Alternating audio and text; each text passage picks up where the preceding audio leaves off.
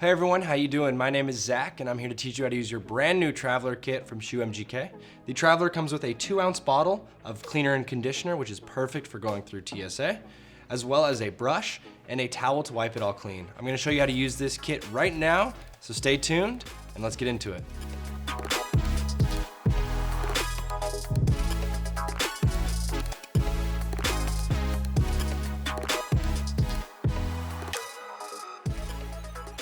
So let's get started with the cleaner and conditioner. Our cleaner is specially formulated to work on all types of materials. It works on suede, canvas, leather, cloth, mesh, you name it, and we can clean it. Let's get right into it. Step 1. Begin by brushing any excess dirt off the shoe with the bristle brush. Next, you want to wet the brush in our clean water and add a few drops of cleaner and conditioner. Step 3. Begin scrubbing with the lower part of the shoe and work your way up as you go. Step 4. Continue this process over the entire shoe, including the laces. Scrub the entire area thoroughly and evenly.